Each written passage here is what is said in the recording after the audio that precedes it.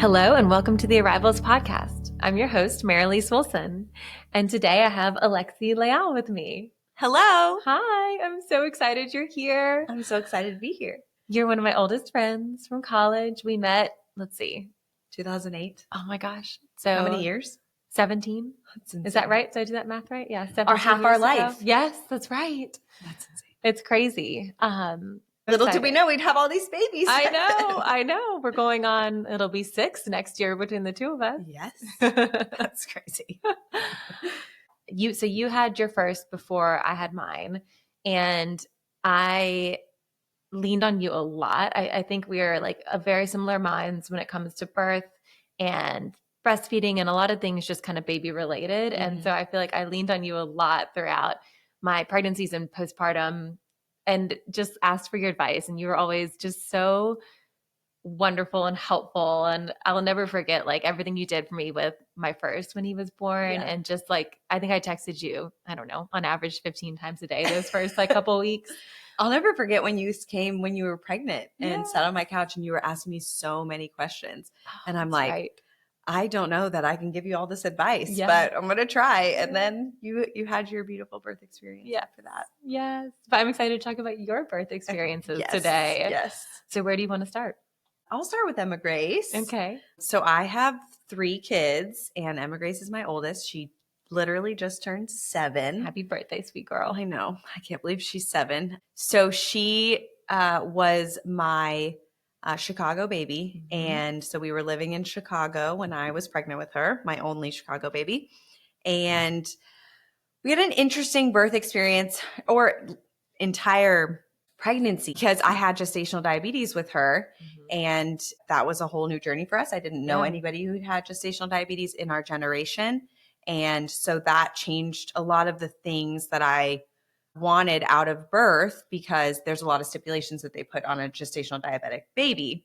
What are some of those stipulations? So when you have a baby who has gestational diabetes, they require a growth ultrasound at 36 weeks. And if the baby is measuring too large, they require a C-section. Mm-hmm. And so that was like brought on a lot of nerves for me long before we were going to deliver because I always wanted the most natural experience possible, least amount of drugs possible. I've always been open to an epidural, but I wanted to avoid a C-section if at all possible. And like some backstory, my mom has 3 kids and she had a C-section with her first and then 2 VBACs, completely natural. And I think just just being her daughter and like knowing that she did that, it's like so empowering to like want to, live on that legacy and like show her that I can do it too. Mm-hmm. You guys are very close. We are very close. Yeah. And she always, gave me pointers on like how hard C-section recovery is and how it's so much better for your body if you can, not have to have a C-section. Mm-hmm. So that was one thing going into that growth ultrasound at 36 weeks. I was just praying that she was not too large. And they actually measured her at 88th percentile. And if she was 90th, they were going to require a C-section. So the other thing is that they do not let you go past 41 weeks. Right. So my sister delivered at 41 weeks, 5 days. Mm-hmm. So that was not in the cards for me. Mm-hmm. So, and I wanted, I feel like the best way to not have a C-section is to not be induced and to go into labor naturally. And so I got lucky that she was not too big. So we got to finish out the pregnancy. We got to 40 weeks and I got to my due date, hit that due date, of course. And there was no baby. Yep. And I went in that day and I remember it was my favorite midwife that I had, Meredith. And she was like, okay, we can strip your membranes today, which is like a great way to naturally start labor. Mm-hmm. I'm like a huge advocate for it now. Everyone I talk to, I'm like, if you don't want to be induced, strip your membranes and then strip them again. Yes. So I got my membrane stripped that day and it was the most painful. Then it was the most painful experience of my life. And little did you know what was to come. Yes. Little did I know. And that was a Wednesday. I'll never forget. And I was hoping, like baby will be here in the next couple days. Mm-hmm. I was still working, but I was working from home. My mom had arrived. My dad was coming that weekend. So Wednesday, then Thursday, then Friday, Saturday. I remember we went on like a long walk. I was doing like the curb sidewalks and everything. Still nothing.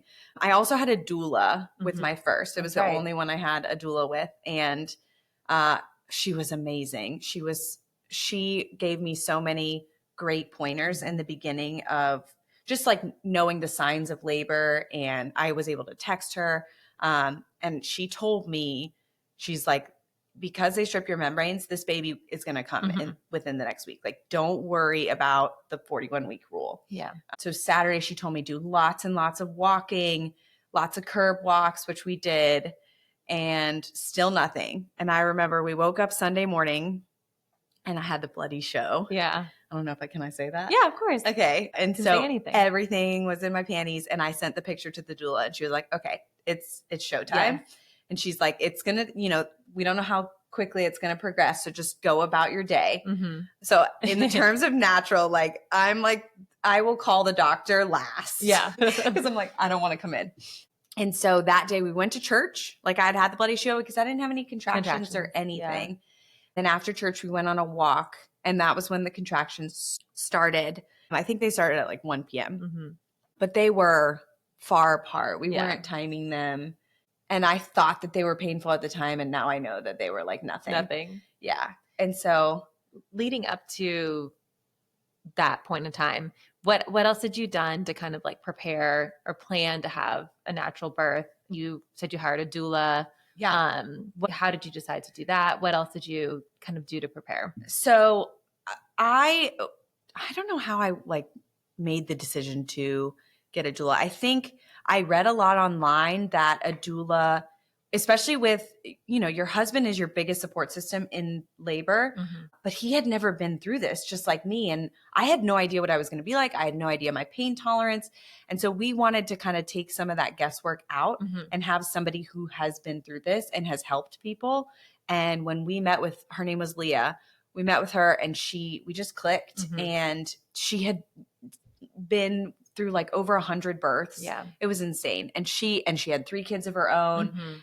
So I think meeting her made us feel a lot better. I know it made my husband feel a lot better. And it wasn't actually that expensive. Like, we thought it would be a lot more expensive. My mom was a big supporter of that. And then I read Ina May's Guide to Childbirth. Midwifery. Okay. Yeah. Which the first half freaked me out a little bit because it's like all birth stories and they're very natural. Yes. In like the olden days. I loved that part of the book. Of course you did. But the second half, I felt like it really helped. It's very practical. Yes. And it made me think like, okay, I do want to try for this, but I've always been open to an epidural. Like with all 3, I was open to an epidural. So I was on that brink. Those were kind of the things I did. We went to birthing classes as well. Through the hospital? Through the hospital, okay. Yes. I never did them again. Yeah. I only did them with the first and breastfeeding classes. But other than that, that was like, and I wrote up a birth plan with her, which my birth plan it did not go to plan at all. I don't think they ever do. I like to call them birth preferences. That's a good way. I like that. So those were kind of the things that I did leading up. Okay. So 1 p.m. I was at home from like 1 to 8 p.m. So 7 hours at home. Felt very long. And like, you don't know if you've progressed, you don't know how many centimeters you are because you're at home. And so it got to a point where I couldn't talk through my contractions. They were pretty close together. I can't remember the timing. At your last appointment, were you dilated at all? Oh, I was 1 centimeter. Right. And she told me when she stripped my membranes, she got me to like 3, but you don't know if that's I've never heard that. They say they can like, okay. I don't know. It's your first. You had like I love yours because it was so much faster. It was fast for a first birth. For a first birth, like most first births are just really long and dragged out. So I was very much prepared to not be that far along, which is why I stayed home as long as possible. But we had an hour drive because we were living in the suburbs of Chicago. Yeah. And so we had to get into the city. But it was Sunday, thank goodness. There was still tons of traffic. I was screaming at my husband in the car, and my mom was in the front seat, and I'm like, I need to get there right now. Like I thought I was in so much pain. Yeah. And how far apart were they at this point? Like less than 5 minutes, I think, but they were like only a minute long. Yeah. We get to triage, and I was 4 centimeters. Okay. And your water has not broken. My water has not broken. And I'm like, okay, 4 I think I was like, I should be farther along. It's been 7 hours, I know. because you always, but it's the way your body is. Yeah. What was brutal was from then on, we checked in at like 8:30, I think, and I continued to labor until 2 a.m. and I only got to 5. And it was just like defeating. I was so tired. The doula was there with, she meets you at the hospital. She was doing everything to like take some of the pressure off. My back was killing me and I was just exhausted. I remember at one point I looked over, it was 1 a.m. My dad is laying on the couch in the labor and delivery room, like trying to take a nap. And I was so mad. I would have murdered. And the doula was like, you get up and go get everybody coffee. Like she knew. Because I'm like, this is ridiculous that you get to sleep and I'm in the worst pain of my life. Yes. And so when they checked me and I was only 5 centimeters, like you're not even in active labor. No. Like you've just haven't started. gone through transition. Yeah, nothing. I was done. Yeah. I mean, it was a full 12 hours on my own. And so I said, I'm the midwife who I loved. It was the same one who stripped my membranes. Okay. She was the on-call one that night. And I looked at her and I said, you're looking at everybody for like the right answer. And I looked at my doula. My doula wouldn't make the decision. Yeah. Like she wouldn't my mom wouldn't say anything. The midwife looked at me and she was like, I think it's time to get the epidural. And like, I think I needed somebody else to tell me that because it was so hard for me to truly be like, okay, I got to do it. You don't want to feel like you've given up, which you haven't. Yeah. Like you have all these things going through your mind. It's so helpful. Like I think it's a fine line between someone giving you permission and someone like telling you, you know? Yeah. And it sounds like she did you trusted her. You had a relationship with her. And so she did a good job. She definitely was not like, do it now. Right. It was more like, I think you should consider this at this point. Like, we still have a long journey ahead. Yeah, you have to think about having the energy to get the baby out. Yeah. So I got the epidural at about 3 a.m. And then that was when I got to rest. Yeah. Oh my gosh, I had the worst shakes of my life. Really? I'll never forget those shakes. And I was freezing cold. So like I'm napping, trying to nap, and I am like full on shaking. Wow. Aldo said it was so scary to see. I've heard about having shakes after kind of the epidural wears off, but I haven't heard about it. Oh, it was full on. Wow. In it. Yeah. And could you feel anything like what was epidural like? It was more of like a walking epidural. Okay. Now you can't walk, right? What they call a walking epidural, where you can kind of like feel your legs. Yeah. And so what was funny about this, so I rested the rest of the night. This is how it delays everything. And in the morning, my doula was still amazing. Like she stays with you even after you get the epidural. And so she was like, we're going to get you into positions because this baby has to flip. Like the baby was head down, but sunny side. You just don't know if the baby has flipped down yet. Engaged in in the birth canal. So she fully flipped me over. Wow. So I was on all fours. And like, you know how you have that birth monitor thing on you? The birth monitor like slipped or whatever, and all the nurses ran in because they're like, something's wrong with the baby. Nothing was wrong. I hate those things. In both of my labors, they would not stay on. It was so annoying. And then they are always coming in. Yeah. But they're like, what are you doing? And I'm like, it's fine. And the doula like knew what to say to the nurses. So did a lot of positions, but like I still progressed really slowly. I think finally I know I had her at 3. So at like 1 o'clock, I started 24 hours at this point. Full 24 hours. And I was like, they were like, when you feel a lot of pressure, you're probably close to 10. And I felt like a lot of pressure because, my epidural worked. So like I didn't feel a lot. Yeah. And they checked me and I was 10. And so that was like pushing time. Yeah. And it took a long time. Yeah. So I pushed from 1 to 3. Wow. And we ended up having to use a mirror. Yeah. Which I never thought I would do. I had a friend who had told me she had done it and it actually helped a lot. And it really does because when you have an epidural and you have a good one, you don't feel things. Yeah. So like you can't feel the amount of pressure you need to be putting to get that baby down. And so when we brought out the mirror, I don't think we brought out the mirror till like 2:30. And that was when I actually started making progress.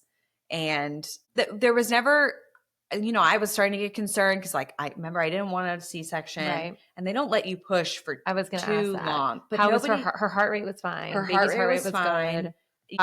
Because I had gestational diabetes, they have to check my sugars. I forgot about this. They have to check your sugars every hour. And mine kept going like up and down because they were giving me like sugar water. Right, because they won't let you eat. You can't eat. Yeah. And so my sugars would go down. They give me sugar water. My sugar would go up. So the one concern was my sugars. And they also immediately when the baby comes out, they check the baby sugars too. But they never, like, I personally, I think inside my head was thinking, okay, if I'm pushing for too long, they're going to suggest a C-section. So I need to get this baby out. But they never said anything, which was good. Was there ever talk about like laboring down once you were at 10 centimeters, like waiting a little bit to make sure? I think they just took a minute to like get everything set up. Yeah. Because I wasn't in pain. So I feel like there was a time between reaching 10 and actually getting started. Yeah. Because that can be helpful sometimes. Like, I think in hindsight with my first birth, like I was at 10 centimeters, but like I wasn't necessarily ready to push. Like it does, just because you've hit 10 centimeters doesn't necessarily mean the baby's head is like engaged at the right station. Yeah. Mine's the polar opposite. Really? I like never even got to 10 with the other two. That's true. Yeah. Oh my gosh. Okay. I was like, I'm done. Yeah. With this. We'll get there. Yes. But I hear what you mean. Like it is different for every single one. So she came out at 3:05. 2 hours of pushing. 2 hours of pushing. More than 24 hours of labor. That was the most exhausting labor of my life. Yeah. I think that is the reason why after that I was like, I want natural. But obviously she was beautiful. She was big. She was 8 pounds, but not too big for a gestational diabetic. Sugars were great. My sugars were great. Nobody has diabetes, so that's wonderful. Amazing. And did you have any tears or anything? I did have a 2nd-degree tear with her, so they did, but I didn't. That was one stitch. I didn't feel anything for that. And recovery was difficult. Yeah. Yeah. I do remember just the range of emotions, like going through like my body had. I had like these huge blood clots. Oh, wow. I remember with Emma Grace. After you came home or in the hospital? After I came home. I remember texting Cassidy. Yeah, I do remember having one of those too. Is this too big? And she was like, if you have another one of these, you need to go back. Yeah. So I did lose a lot of blood with her. And I just like, I had more of the baby blues with Emma Grace. It's the first too. You're so sleep deprived. You have no idea what you're doing. I was really big on nursing and she was a really big eater. She gained like a pound in a week. Wow. It was great. And I went to the lactation consultant like 3 times. She's like, why are you here? Go home. So yeah, that experience, it's your first. And I knew after her, like I did want a different experience with my next. And for those listeners who don't know, the reason that Lexi's kind of saying, and I agree too, like a lot of times people say that getting an epidural will slow down labor because your body you're not able to use gravity to aid you in labor. Like you're just laying there. You're no longer walking around. It can, like your body can almost relax like too much. Sometimes it can help. Sometimes your body needs to relax. Yes. But, and I do feel like epidural with your first child is so different than getting an epidural with a subsequent child because your body now knows what to do. Right. And so I don't actually know what it's like, but I've heard stories of women who get the epidural and the baby's still out 3 hours later. Yeah. Totally. And you have this wonderful experience. It depends on, I think, where you are when you get the epidural, like at what point in labor, like how dilated you are. Yeah. But I think mostly it's the gravity thing that like then you're just sitting or laying once you've gotten the epidural, and that can kind of work against you in labor as in terms of progressing and getting more dilated. Exactly. Yeah. I 100% agree. Yeah. So that was Emma Grace. Yes. And she's perfect. She is. She's a little doll now. Yes, she is. Oh, love her so much. Okay. So Kennedy. Yeah. Let's talk about Kennedy. Kennedy's number 2. And she was born exactly 2 years later. I'd forgotten that you had 2 before I had my first. Yes, because Kennedy was why you wanted to talk to me. That's right. Kennedy was natural. Yes, that's right. Yeah. Gosh. Yeah. Oh my gosh. Also, Merelise got married before me. You do quick work. Wham bam. Thank you, ma'am. Yes. You knew what she wanted. Yeah. So Kennedy was born September 23rd, 2020. So COVID baby. And it was 1 year and 364 days after Emma Grace's. It was the only birthday. Who's counting? Yeah, exactly. I've missed. Oh, Kennedy, I had gestational diabetes with Kennedy as well, but both had been diet controlled. I don't think I said that. Oh, yeah. And Kennedy's was never a confirmed gestational diabetic because Yeah. I refused the 3-hour test. I was going to bring that up. Like, just so you know, people, you can do that. You can decline. Yeah. Now you decline and then you accept that you have gestational diabetes. So I had to send my sugars every single week. Yep. And as long as your sugars are within the range, they're not going to move you to a high risk doctor But you just did not want to put yourself through that long test again because it was miserable for you. It was miserable. Yeah. And I saw my first number and I just knew that I had it. I also declined the growth ultrasound because they had told me, I don't think I said this, with Emma Grace at 36 weeks, they had told me she weighed 7 pounds, 3 ounces at 36 weeks. Right. She was born at 40 weeks, 5 days, and she weighed 8 pounds. Right. There is no way my child only gained 13 ounces in the last 4 weeks where you gain all of your weight. Yes. So I'm a firm believer that those growth ultrasounds are very wrong and they give unnecessary stress to the parent.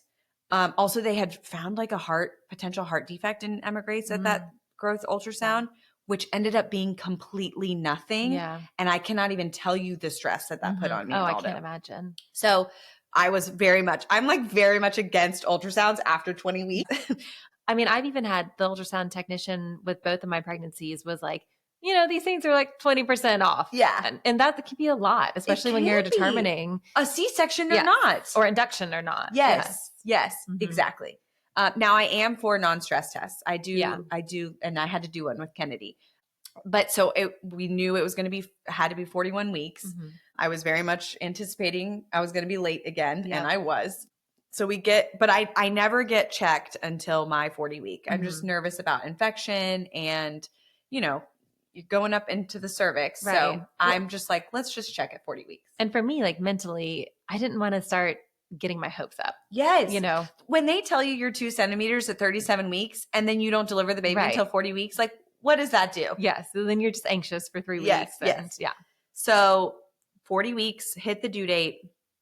And so with her, they stripped my membranes. I was 3 centimeters and I was 80% effaced. Wow. Already. So your body is getting ready. My body was ready. They did a non-stress test. Everything was great. And then I went on a walk that afternoon and had the bloody show. Yeah. It was the same day as the stripping. So I was like, okay, clearly second child. Right. And my midwives, we were in Atlanta now. My midwives prepared me that your second child is much faster than the first. So I was prepared for that. And so that was the Monday. She didn't come Monday night. I had all day Tuesday, which was the 22nd. And she didn't, that whole day, nothing, even though I'd had the bloody show. 1:30 in the middle of the night, I had my first contraction. And this is COVID. So only Aldo can go to the hospital with me. My mom had been with us in the labor for Emma Grace. So my parents were not even at my house. We had to call my nanny. No doula, no parents. No doula. We did meet with my previous doula because she was Chicago. Right. So we did meet with her and create a birth plan. And she gave me a lot of pointers for like second child. And she really talked to Aldo a lot because we were now going to be, he was going to be the one, which gotta be honest, he doesn't end up, he's not like Chris.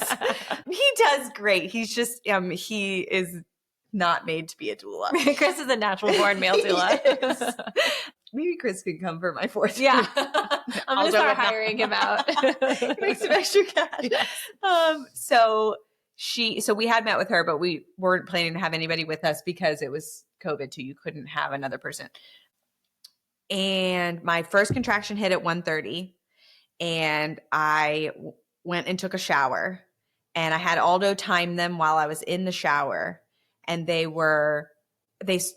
started at 5 minutes apart, a minute long. And then isn't it 5? What is the 511? 511. And then what is the 1? 5 minutes apart, 1 minute long for 1 hour? That's what it is. Yes, that's what it is. Okay. So I took a really, really long shower. And by the end of the shower, they were 3 minutes apart. They were still a minute long, but it had been over an hour. So we called my nanny. Which I do feel like usually if you are kind of trying to give birth naturally, 311 is like more so what they say. Yes. So like wait to go to the hospital until you're closer to that. Yes. 511, you might really not be that that far into labor. Yes, I agree with you. But you also, it's a double-edged sword because when you're 311, you could be farther along than you think you are. And I remember I called my mom, and my mom she's so hardcore natural. Yeah. She's like, She's hardcore everything. She is. She said, I don't think you're far enough along. I think you should stay home for another hour. Thank God I did not listen to her. So we would have had a home birth. Yes, or a car birth. Yes. So Marcella arrived at 3:15, and we loaded up the car, and I could not, like, I remember I was trying to walk from one side of the house to the other side of the house, and I had to stop. Yeah. And my contractions were horrible. Wow. And then the car, I don't know, there's something about our car, they just make them so much worse. Well, you can't get comfortable. Well, I'm in the back seat. I'm leaning over the back seat, and you know, he has to stop and go, and like, it's so painful. Yeah. It is so painful. Luckily, you guys are only, 15 minutes from the hospital only 15 in Atlanta? minutes, yeah. I remember we got in at 3:40. So I don't know, we must have pulled up at like 3:40 or whatever. And Aldo, we're by ourselves. Like before we had my mom. So my mom would go park the car. Aldo had to park the car. Yeah. And I'm like, okay, I'll wait for you in the lobby. And I remember I had a contraction in the lobby, and there was a couple waiting for like an induction or something. And I think I scared the living shit out of them because I'm like, it's a full on scream. And I should have known then that I was way farther along than I thought I was. Yeah. Because when you are like in this like moaning phase, animalistic. So I never got to that with Emma Grace. Like there was never that amount of pain. And by the way, my water still hasn't broken. Yeah. And I'm like, this is the worst thing ever. Yeah. That's how I should have known I was in transition. Yes. And did they break your water with Emma Grace? They did break my water, but they didn't break it until after I got the epidural. Okay. So I'm in the lobby. I have that contraction. I'm supposed to be waiting on Aldo. And I said, fuck this. Can I cuss on this? Yeah. Okay. I said, fuck this. And I got in the elevator and I just went up. They checked me. They didn't, for some reason, there wasn't triage in COVID. Okay. So you go straight to the room. And the midwife comes in. I'd never met this midwife in my life. And she was a godsend. Oh, that's awesome. She is my true angel. I'll never forget Molly. I will never forget her. Oh, because she ended up being my doula. Yeah. And she checks me and she says, you're 8 centimeters. And I said, what? What? Like 8? Like literally I'm at the end. You were so close. It was so different from Emma Grace. I'm also just picturing Aldo, sweet Aldo. He's not even in the room yet. I know. I'm picturing him walking into the lobby and being like, has anyone seen a very loud, very small woman in labor? Yeah, he didn't. I don't even think he knew where to go. That's a Noah story though. And so he gets in the room. I remember I looked at him. I said, babe, I'm 8 centimeters. And he said, what? and so he texted my mom immediately. And he's like, she's 8 centimeters. And my mom's like, it's go time. Like my mom was so excited. So Molly looks at me. She's like, how you doing? I'm like, I'm in the worst pain of my life. Yeah. And she said, okay. And I said, can I still get the epidural? I remember asking her this. And she looked at me and she goes, no. We're going to break your water and you're going to start pushing. And it was just like, she never even, like, she didn't know my birth plan. Yeah, she didn't know you wanted. She didn't know I wanted it natural. She just was like, no, we're going to do this. Yeah. And I needed that at that moment because you're just in I can't even describe that amount of pain. No, you block it out and keep doing it. Yeah, this is why you do it again. As I talk about this, I'm like, oh boy, I can't believe I'm doing this again. But they broke my water. So we get in there at 3:45. They broke my water. And I remember I had, it was like, she checked me again. And she said I had like my cervix was like, there was a little bit of a lip of my cervix, which I don't know what that really meant. And she was like, so your next contraction, I'm going to try to move it out of the way.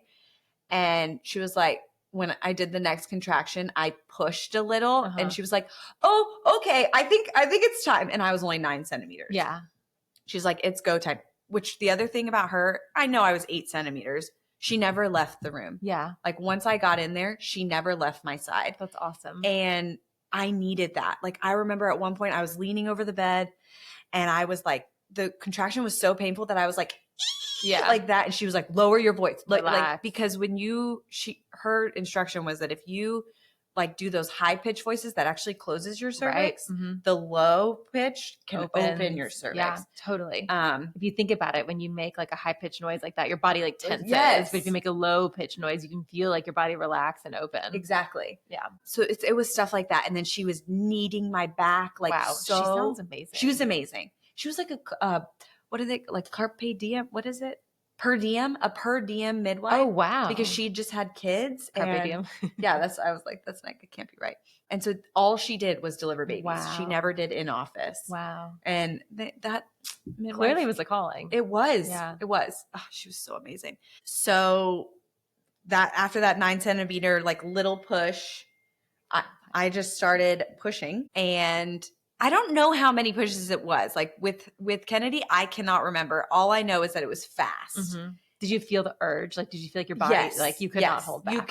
You cannot hold back. I've always pushed on my side. Mm-hmm. So I'm a big side pusher, mm-hmm. and there's always somebody there holding my leg. Thank God, because it's like, you can't just have like a straight leg there. Yeah. And I also remember they never got the IV in me. Oh, wow. The two things were, you're supposed to bring this like big packet of paperwork from your doctor, which how painful it was. I could never get out that the paperwork was in one of the bags. Yeah. So they had to ask me a million questions. Did you get the Tdap vaccine? Right. Did all these things? And I was like, I don't remember. Yes. And then because my contractions were so close together, every time they went to try to put the IV in me, you were like, I was like, no, another one's coming. Yeah. And I had to like get up. Oh God. I never sat down. Wow. Never sat down, always on the ball or on the end of the bed. And then we pushed a couple times. Aldo said he felt like he was in a jungle and I was the beast. I love that.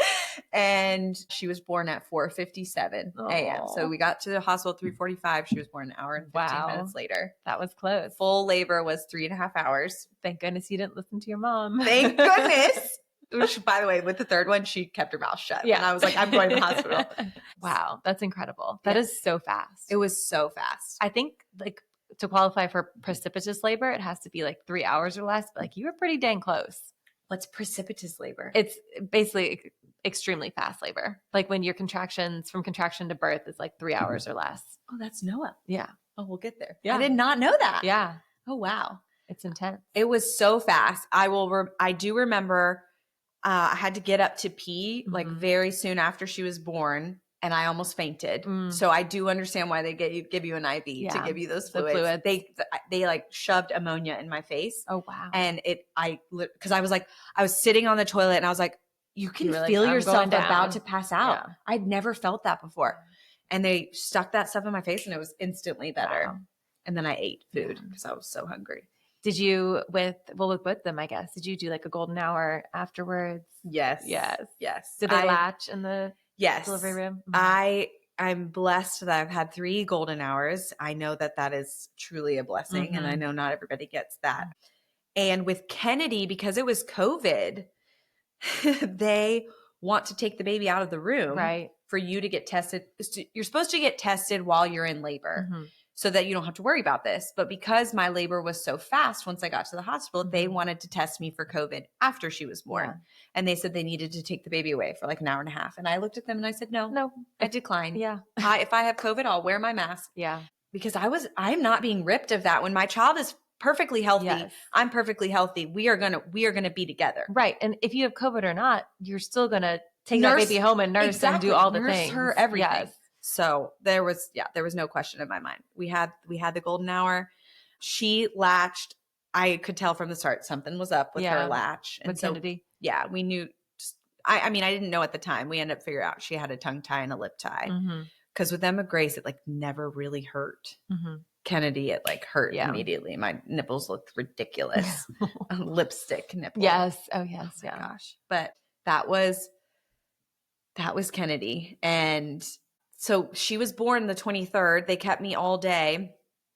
And then she had something called Coombs positive because I'm Rh negative. And so it's just it's way more scary if you have bilirubin levels that are increasing. Okay. So it's like a whole nother level of jaundice. So they're very careful with that. Okay. So I would have been able to go home at 24 hours if she didn't have if she wasn't Coombs positive. Okay. So we did end up missing Emma Grace's second birthday Aw. because we got home that night of her birthday, but she was already asleep. Yeah. Well, you brought her the best gift ever. Yes. Which is Next her little day, she got to sister. meet her little sister. Yeah. Now they're best friends. I know. It's the best gift. It really is. Yeah. Oh, I love babies. That's good. You have a lot of them. I hope I like teenager. Yes, I know. It's a different story. You can't send them back. No, not by then. Nope. So that was Kennedy, my little second Spitfire. Mm-hmm. We should have known she was going to be a middle child. I feel Yes. like. Yeah. She makes her presence known. Yes. She still does to this day. Yeah. So then Noah. Noah is my baby boy. Mm-hmm. And I did not know he was a boy because he was my one surprise. Yep. Shout out surprise team. Mm-hmm. Mara's like big team surprise. Yes. It's so fun. It's so fun, but so shocking. And why did you guys decide you wanted to do a surprise with your third? We always wanted 2 girls. Mm-hmm. Because we wanted sisters. I'm one of 3 girls. Aldo, just his whole life, has always wanted 2 girls. It's so interesting. So made to be a girl dad. He is. Yeah. And so we got our 2 girls, and we had a bit of a hard time after the girls were born, and we tried to get pregnant again. And so we had 3 miscarriages after Kennedy, and we had not had any problems getting pregnant with Emma Grace or Kennedy. And so I think just the fact that we got pregnant with Noah was such a miracle to us. Like, I firmly believe everything about babies and everything is a true miracle. Like, if you don't believe in God, just have a baby and you'll believe. Especially after you've been through, like, you want one more and you can't. Mm-hmm. So finding out we were pregnant with Noah, we didn't care. Mm-hmm. We literally did not care. Like, I just wanted a healthy baby. Yeah. And we wanted a healthy baby to complete our family, we thought. And so we were good with our 2 girls. We're like, if this is a boy or a girl, it doesn't matter. And that was why we decided to do the surprise. Yeah. But I did not have gestational diabetes with this baby, which was a telltale sign from one of our friends. She was like, I feel like it's a boy just because you don't have gestational diabetes. We all felt that way. Just because, I was like, it's very rare. Different. It's very rare to subsequent pregnancies to not have gestational diabetes. So I was like, something's different about this one. Different. Sure enough. But Mr. Noah's birth is so different than his sister's in a lot of ways. I thought, I've had 2 babies. I know what I'm doing now. Like I'm a pro. The baby's going to be late. They're going to strip my membranes. Then the baby's going to come a day later and it's going to be great. One of my midwives told me that 3rd babies either fall out or stall out. Mm. And so when she told me that, I was like, oh, so maybe my birth won't be as fast as Kennedy's. Yeah. And I think I probably shouldn't have heard that because it like put it in the back of my mind, like, oh, I don't want to have a long labor again. Yeah. So we get to 39 weeks and I haven't been checked yet. Like, I don't get checked until I'm 40 weeks. I remember I had gotten a huge argument with my mom. This is so funny because they didn't have any appointment dates for my due date. Mm. And so I was like, okay, I'll just get my membrane stripped at 39 weeks, 5 days. And my mom was so against that. She's like, no, you need to wait. The baby's not ready. You need to wait until you're 40. I'm like, Mom, it's 2 days. Right. Turns out the baby arrives on 39 weeks, 5 days. Oh so like, joke's on us. Baby was ready. These things that like you are like so hyped up about, the arguments you get in, like they mean nothing. No. Baby comes when baby's ready. Right. It's such a good lesson just in parenting. Yes. That like there's so little that is within your control. Yes. So little. No control. From day one. It also, that teaches you for the rest of parenting. Exactly. Yeah. I was due December 15th, 2023. And 3 a.m. on December 13th, my mom was already staying with us. My water breaks. Never had my water break before. And I remember I like got up to go, because by then you're going to the bathroom 3 times a night. I get up to go to the bathroom and I feel this light gush and then I feel a big gush and I was like, Aldo, I think my water just broke. Well, your water doesn't just break once. No. You continue to leak water until that freaking baby comes. It's honestly just really annoying. It's is. Like gross. It's messy. It's annoying. We had to put towels all over the bathroom, all over the bed. Like my water broke with both of the boys, and it's just a hassle. It is. Also, it makes your contractions way more painful. That too. Little did I know. Yeah. Because you have less padding. Like the water, your amniotic fluid provides a bunch of padding for the baby and for the contractions. And once you start to lose that fluid and lose that padding, the contractions are a lot more intense. Yes. Yes. It's another level. And so my water breaks, but I have no contractions. Okay. Which this is new territory for me. Same thing happened to me. I've never been through this. Yeah. And so I didn't, like, all I knew was the 24-hour rule. Like, once your water breaks, you have 24 hours to get that baby out. Well, I started to freak out about the 24-hour one. I'm like, literally, I've had 2 vaginal births. Like, it's going to be fine. But so the other side of this is it's December 13th. Mm-hmm. And for those who don't know, that's Taylor Swift's birthday. And as soon as my water breaks, I started to think, oh my gosh, this baby could be born on Taylor Swift's birthday. Oh my gosh, what if I have this baby after midnight and then it's not born on Taylor Swift's birthday? So like there was a part of me that like really wanted the baby to be born on Taylor Swift's birthday. Of course, it ends up being a boy, which is like, he's not going to care that it's Taylor Swift. You never know. You never know. We'll see. So those are the stupid things going through my head. And I remember I did call my doctor and she told, or our midwife. So I see midwives, but it has an OB practice with it. Do we go to the same practice? We did for Noah because the practice for Kennedy closed. Yes. The midwives left. Yeah. So yeah, we've been to the same one for the last one. You recommended it to me. That's what I thought. Okay. And they told me, you should come to the hospital. What did they say? Within 6 to 8 hours of your water breaking, I think is what they told me. Because my water broke at 3 a.m. They wanted me to come between 9 and 11. Okay. And I was like, okay. But at 3 a.m., you're like, you can't sleep. Like your water has just broken. You don't know. Is surging. Yes. And you have no contractions. You're like, what is going on? So I remember the midwife on the phone said, you can clean, you can pack your bag, you can go do some dishes. Like, I'm like, okay. So I stayed up from 3 until 6:30 when I had to wake my kids up. Yeah. And my mom came out, I remember, to get her coffee at 6:30 and Aldo goes, still no baby. And my mom goes, yeah, Aldo, there's not going to be a baby till after the due date, just like the other 2. And I go, well, my water broke this morning. She goes, what? I'm like, yep, this was supposed to be the day that I was going to strip my membranes. Yeah. And so we got the kids ready for school. My nanny came over. She got all the kids out. Still no contractions. Yeah. And that is when I had my breakdown. Yeah. It was 9 a.m. that everyone had left, but Aldo and my mom were still there. And I called him into the bathroom.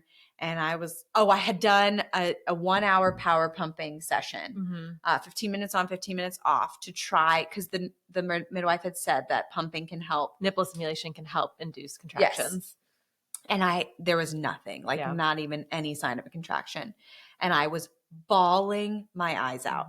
Like, Aldo, I don't want to. It's 9 a.m. This is when I'm supposed to be going to the hospital. And I'm like, I don't want to go to the hospital. I don't want to labor in the hospital. I haven't had to do that except for after many hours of being at home with Emma Grace. And I'm like, it's going to cause me to not progress. Like I had a lot of things in my head. Yeah. And he looked at me and he said, we don't have to go to the hospital. Right. We don't have to go to the hospital. He goes, let's wait till 3 p.m. Yeah. That's 24 hours that's 12 hours from when your water broke. You still have 12 more hours to go for labor. And he goes, things are going to happen before 3 p.m. Yeah. And then my mom walks in. And she looks at me and she goes, you need a nap. Lay down, take a nap, go to sleep. And you're going to feel like a new woman in an hour. Yeah. My mother needed to be there. Yeah. I firmly believe that because I had been up since 3 o'clock in the morning. I'd been running on adrenaline. You were momming. I was momming. I was so tired, worried about the what ifs. Right. And Aldo was never going to tell me to take a nap because he knows not to push. But my mother pushes me when I don't want to be pushed. And she was right. Yeah. She was 100. And I I love my mom to death and we agree on many things. We disagree on other things. But there are times in my life that I'm like, thank God I had my mom. Yeah. And this is one of them. This really is one. And I have later in the story, I have another mom moment. I go to sleep at 9:30. I woke up at 10:30 with my first contraction. Yeah. And it hit so hard. And then they were 3 minutes apart Wow. immediately. And I took a shower and I was like, oh my gosh, this is intense. Mm-hmm. My water had broken. Yeah. And like, it just took my body relaxing. Anxiety is the enemy of labor. It is. Mm-hmm. And you don't realize it when you're in it. Yeah. But like, I needed to relax. Yeah. And that was like the body's way of being like, okay, we can do this. And so had my first contraction at 10:30. It's so similar. It's funny. It's very similar to both of my experiences with my water breaking and then not having contractions for hours and hours afterwards. Yeah. And like, I feel like that's not talked about a lot. Yeah. People talk about all the fact like your water breaks and then you have the baby. Right. No, there can be this long delay. Yeah. Like my water broke at 3 a.m. I didn't get my first contraction until 10:30. Yes. Yep. I was similar. It's set to 8 hours. Mm-hmm. So I took another shower. Like my thing is just to take a shower and have that water on my back. Yeah, that helps. And I'm getting out of the shower at like 11:15, and I looked at Aldo and I'm like, I think we need to go to the hospital. Yeah. Like it hadn't even been a full hour of the 3 minute, 1 minute long. And I was like, but this feels like Kennedy. Yeah. And my mom was like, she looks at me and she goes, are you sure? And I said, I'm sure. Yeah. And it still takes a minute to like get everything together, get in the car. So we got in the car at like 11:40. Mm-hmm. This is what's so insane. My mom actually took pictures. Yeah. Like there's a picture of me with my butt to her because she's in the front seat, like having a contraction. I have timestamps so cool. of everything. So she took a picture at like 11:57. This is like, I remember sitting at the stoplight. My contractions they went from like, I thought they were horrible at home. They were way worse in the car. Unbearable. And I remember screaming at Aldo, get to the hospital, like get to the hospital. This is so painful. And we pulled into the like labor and delivery. And my mom had taken a picture at like 11:57. This poor little security guard man comes with a wheelchair. And I'm like, I can't sit down. I like screamed at him. Yeah. And my mom and Aldo left the doors open, left the car, and we all went. Like, this is I bet it happens way more than you think. I bet it does. But we get into the lobby and I get another contraction and I sounded like a banshee. Yeah. Like, ooh. Yeah. And this nurse comes out of nowhere. They know those sounds. She had a walkie-talkie. Mm-hmm. She's like, I have a woman in active labor. I need a room right now. Yeah. Like, it was like a full-on movie. Yeah. And she brings in a wheelchair and I'm like, I can't sit down. Yeah. She's like, you're sitting down. I'm getting you to a room. That woman I could wheeled not me sit down. Merelise, she ran through the hospital. Like I was in the room within a minute. Yeah. Okay. But yeah, I remember I couldn't sit down either. Like I was in so much pain. Because the baby is like making its way down your birth canal. And so like you'd be sitting on its head. Like that is not comfortable. Oh gosh. And so Aldo has to stay back to check me in because we're like in the hospital now. Yeah.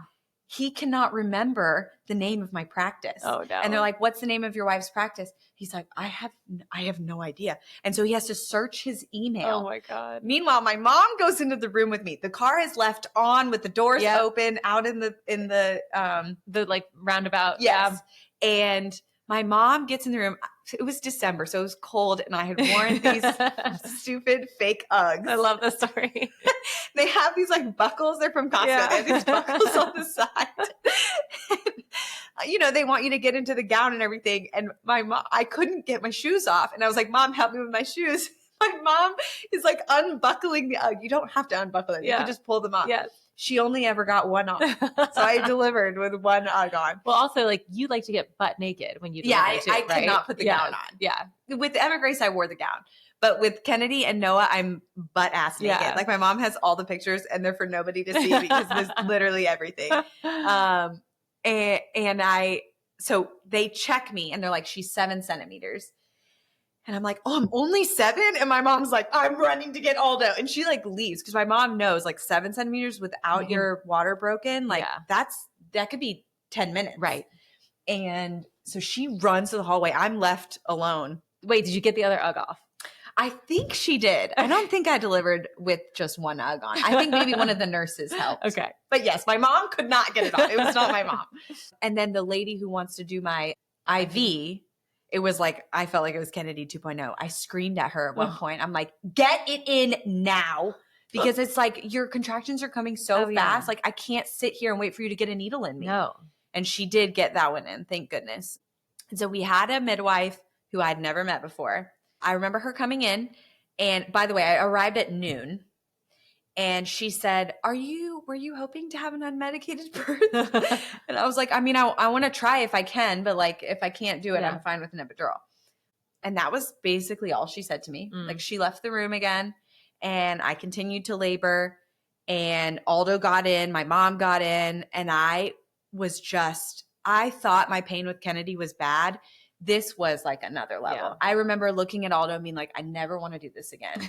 Please, when is this going to stop? And I finally was like, where's the midwife? Where's the midwife? Yeah. It was 12:30.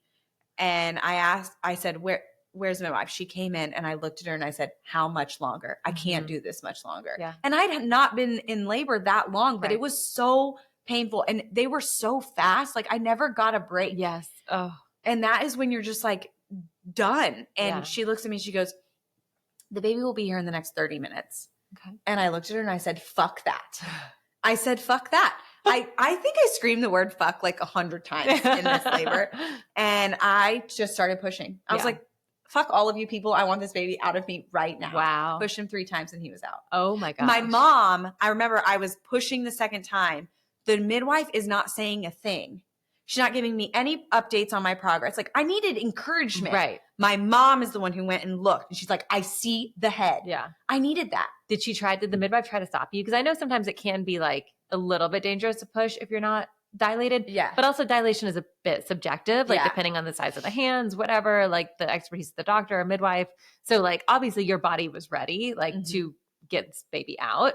But was the midwife like, no, you can't? Or was she just like, okay, good. No. Okay. This midwife didn't really talk much at all. Hmm. And so, like, I think maybe there was like a little bit of time, like where I was getting into position or whatever. So it did delay things like a little bit. Yeah. But I do remember specifically her telling me the 30-minute mark. And I was like, no, I'm not doing 30 minutes. Yeah. And my mom is the one who really like helped me feel like I could finish this off. And then he came out. 3 pushes. Wow. 3 pushes. It was so fast. And he was my least tear, which is so funny. Wow. He was 8 pounds, 3 ounces, same as Kennedy. Oh. And he was a boy. And I remember the midwife looks at Aldo because they all had my mom had told everybody in the room that it was a surprise and we didn't know what it was. And Aldo looks down and he's like, is that a swollen vagina? Like, it's what hard to is tell. it? Yes, it is. And then the midwife is like, look, and I already had seen, and he's like, it's a boy. And I'm like, what in the world? Like, this is crazy. We all started crying. And they laid him on me, he's screaming, crying. Everything was perfect. Did Aldo cut the cord with any of them? All 3. Yeah. He cut Did you do delayed cord cutting? Yes. Yeah. With all 3. I did delayed. And I do remember getting stitched up with him. It was my most painful stitch up because, he's laying on you, but you've just been through this crazy experience. Right. And then they have to all they can do is when you don't have an epidural is like a little lidocaine or no. Yeah. What is it? Lidocaine? I don't know it's one of the canes and it does nothing. Yeah. And I remember being like, ouch, ouch, multiple times. So that was my other thing I didn't like about the midwife, but then that was over and we got our beautiful golden hour and we had the most amazing nurses. Like you get your labor and delivery nurse, you get your pediatrician nurse. Right. And I remember all of them saying, that was amazing to watch. They're like, we never get to see stuff like this anymore. Yeah. Like it was 2 hours and 15 minutes. He was born at 12:47 from the first contraction. Wow. And it was a whirlwind. That's no kidding. It really was. Was the whole team even in the room, like the baby team and everything when he was born, or were people still rushing in? Like, I think people were still rushing in. Yeah. And I do know that some of student nurses got to watch and they came up to me afterward. They're like, it was so cool to see this. Yeah. Because Northside has a lot of epidurals. Yes. I think most hospitals, they do. Yeah. I remember calling my dad because my dad was like, he was supposed to come down that day. And then my water breaks.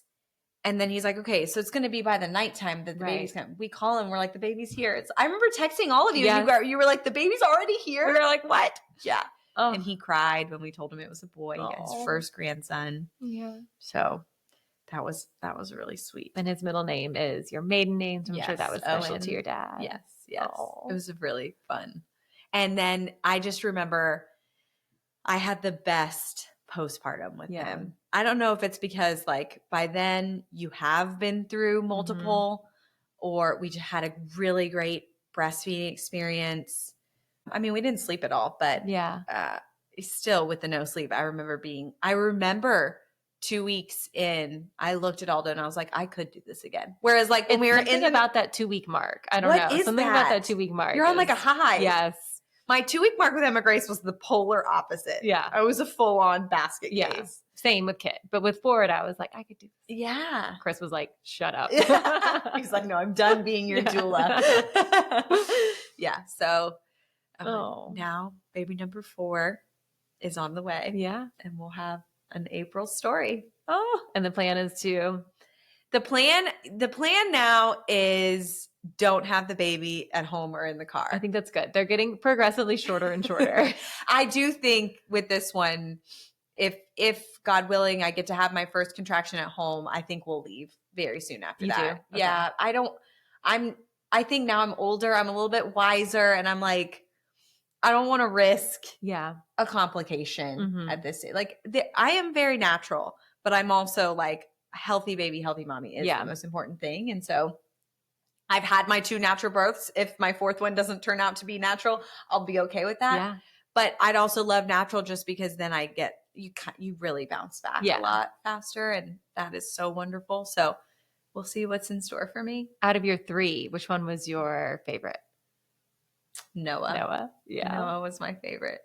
Sweet buddy. Kennedy's a close second, but Noah, because it was so, by the way, he was born on December 13th. Yeah. So he shares her birthday. He made Taylor's birthday. Yes, he did.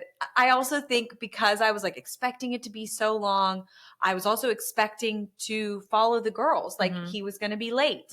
And he decided to just shock me in all the ways. Yeah. And I think I needed that. Yeah. Like the 3rd baby, like you expect everything to be just like the other ones and it's not. Yeah. It's amazing. I think that's one of the coolest things about birth to me is that if it's the same gender, if it's the same mom, like each one can be completely different. They're all unique.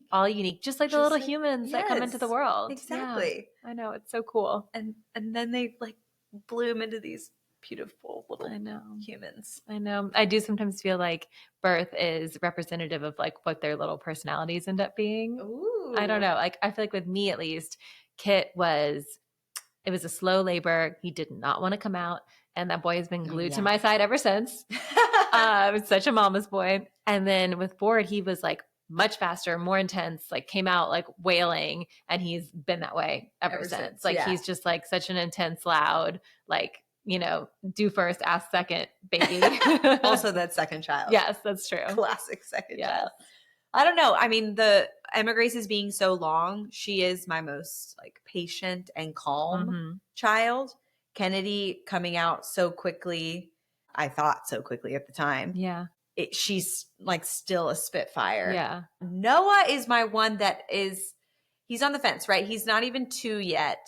So he's definitely got way more personality than he did a year ago. Yeah. But he's still very calm. So I would expect like his labor being so crazy. Intense, yeah. He would be like that. Now he is becoming more vocal and like short-tempered and stuff like that. So I'm like, okay, maybe this is adding up. We don't know yet. I don't know. To be seen. He's so delicious. They all are. Oh, so are your babies. All babies are delicious. I know. That's why we keep having them. Yes.